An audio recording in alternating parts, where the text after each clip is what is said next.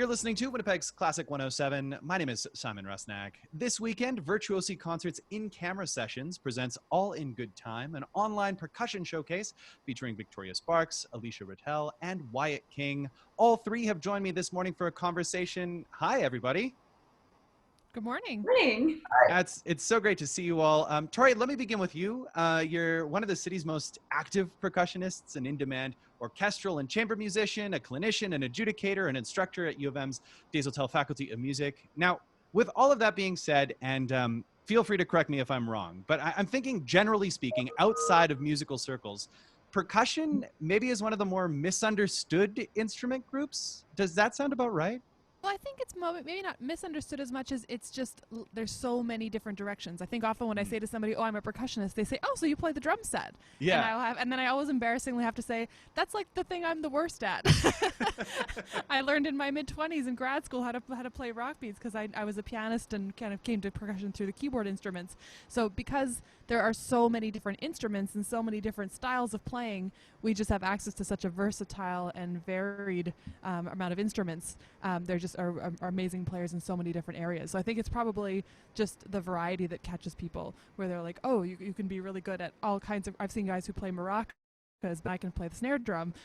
So there's so many skilled players all around the world doing different kinds of things. Yeah, maybe misunderstood was the wrong word, but I just think that, so many people stereotype it. Like you said, behind the kit, or maybe just, you just hit a thing. It couldn't be simpler, but it really is so much more than that. And I guess that was kind of the goal with this particular concert. I mean, it's going to be very illuminating for a lot of people. The program ranging from Bach to Satie to Bernstein to present day composers like Corleano and Pujol. Was that the goal, to showcase not only your rhythmic chops, but also the sonic possibilities of the instruments? Definitely. We were looking for definitely pieces that showed off the different capabilities of the instrument and also the way that the instrument can adapt to so many different styles of music. The marimba in particular is really well known as kind of one of the main concert solo instruments in the percussion world. And so my students all work on different solo pieces, and so this program definitely features the pieces that were written for the instrument and also the way that we can adapt and arrange things from all different eras for our instrument. So speaking of your students, two of them have joined us in the conversation, and they'll be joining you in the performance. Elishia, I'd like to begin with you. You're a third-year percussion performance major, right? Yeah, that's it. Third-year performance. And we just heard Tori mention the marimba, which is one of the kind of quintessential percussion instruments. You'll be performing on the vibraphone in this show, right? Yeah, you bet. I'm performing alongside Tori on the vibraphone, and I'm doing a solo as well by Eric Satie. So tell us a little bit about the instrument. How does it differ from the marimba, for instance? Yeah, absolutely. So first of all, the bars are made of metal instead of wood. So it just gives it a different timbre, and it's also got a damper pedal, much like a piano, to let sort of the notes ring. And it's also got this really cool feature with a motor where you plug it in and it like oscillates and creates sort of a vibrato at different speeds. Yeah, and it's really interesting. There's a lot of cool extended techniques you can get into with the vibraphone, and it's just beautiful. It sounds like honey. It's one of the most amazing instruments. Yeah, it really is. And you hear it in a lot of different sounds, not only in the orchestral repertoire, but also kind of like jazz, lounge music. People might know it from that as well, right? Oh yeah, absolutely. Jazz vibraphone is definitely on the top of my list.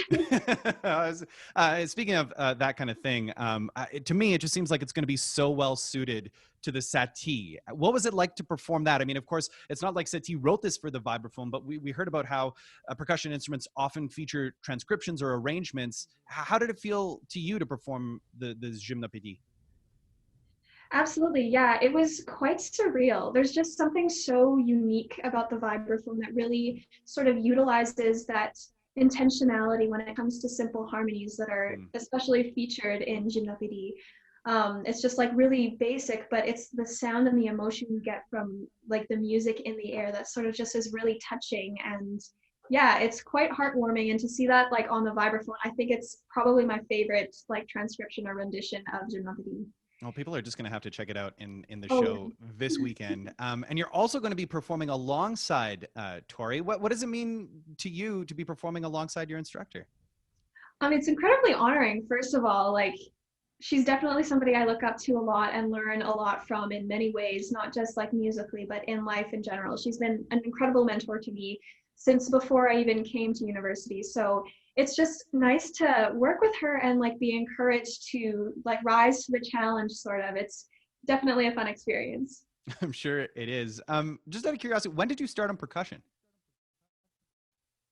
I started in about 8th grade. Yeah. I just had a piano background, and my band teacher sort of recruited me to percussion, and I was like, okay, maybe I'll try it out. And then I just got involved in the community and met Tori at quite a young age, and I've just been hooked on it ever since.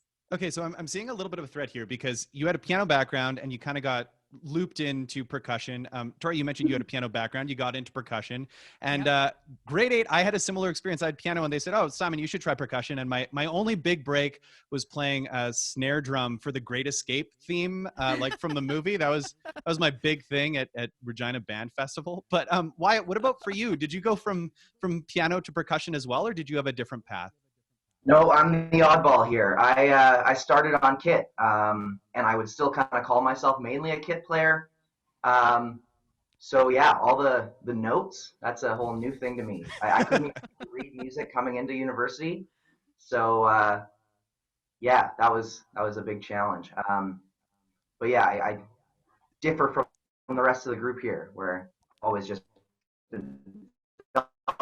more at home hitting things. Though I would say that coming through the drum set round is probably the more typical way that students come to percussion. They start on drum set and then they get to their school band programs and realize that this percussion world is a thing, and then it expands from there. There's kind of usually a pianist or two gets recruited because they can read the notes on the keyboard instruments. They're laid out in the same way. But definitely the path of drum set and then opening up to concert percussion is a pretty typical path for a lot of students. And now you find yourself, Wyatt, in 4th year, right? So in your final year of a percussion performance major? Yep, exactly. Well, that's fantastic. And in addition to that, I also noticed that you're a member of the Grey Cup winning Winnipeg Blue Bomber Drumline. I mean, dude, that's really cool. It's fun. That's a great gig. Yeah. You know, just such a huge audience. And, you know, the little bit that we play, you can really just like, you feed off of their energy and they feed off of you, and it's a whole just super fun experience. Ellie's actually in that as well. Yeah, I was there for that season too. It was a lot of fun. Oh, fantastic. And I mean, you're playing for the best fans in the CFL. I might be a little bit biased. But I'm curious in terms of, you know, those types of concerts when, you know, the CFL is on and then doing something like this, which, you know, would fall more into the classical side of things rather than the drumline side of things. Wyatt, for you, do you find that there's a real difference between the two, or are there a lot more parallels that might not be as apparent?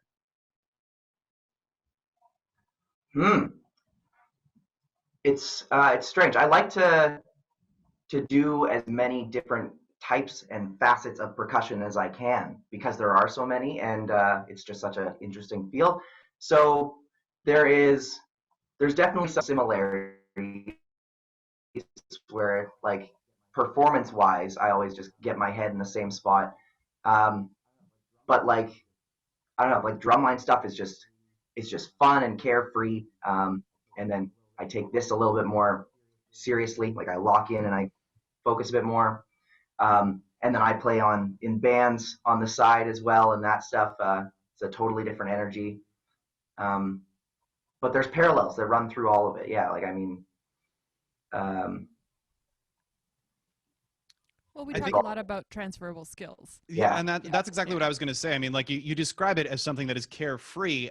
It's also incredibly intricate, very impressive, and rhythmically challenging to me as someone who's just like, I didn't make it past grade 8 percussion. So, you know, it's one of those things that my jaw is always on the floor when you perform, and I'm sure it's going to be an equally impressive performance this weekend on Friday.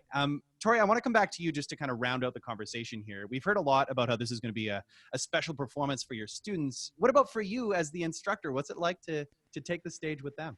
It was such an exciting question when I got asked by Virtuosi to put this program together and said, we'd like to feature you with your students and give you a chance to play with them. And I thought, oh, I got these 2 performance majors. What a great opportunity to give them a chance to bring them into the professional world, and, you know, get them a real gig and then to get to do that with them and go through that process with them, because as a student and making the switch to being a professional, it's nerve-wracking, it's stressful, but to be able to do it in a more kind of protected and safe environment with your teacher who can kind of guide you along the way, I was really excited to be able to give that opportunity to them. And then to be able to have rehearsals and be able to say, oh, like, I messed things up in rehearsal, just whatever, and say, oh, that was me, we're going to have to start that again, or whatever, and to let them see how I work in those processes. And it's not just always that top-down teacher-student relationship, but to start developing a relationship more as colleagues in those roles was really kind of an exciting opportunity to try that out. And that's exactly what we heard from Elishia, right? The idea of just being not just an instructor, but also a mentor, someone to, take so many skills from, and just how do you tackle these things, and just being a human being. So I want to thank you all for taking the time to chat with us here at Classic 107 today. It sounds like it's going to be a great show. We hope you'll enjoy it. Absolutely. It goes online this Friday, all in good time. Victoria Sparks, Elishia, Ratel, and Wyatt King, part of the Virtuosi in-camera sessions, their 2021 winter-spring season. For more information, you can visit virtuosi.mb.ca or classic107.com.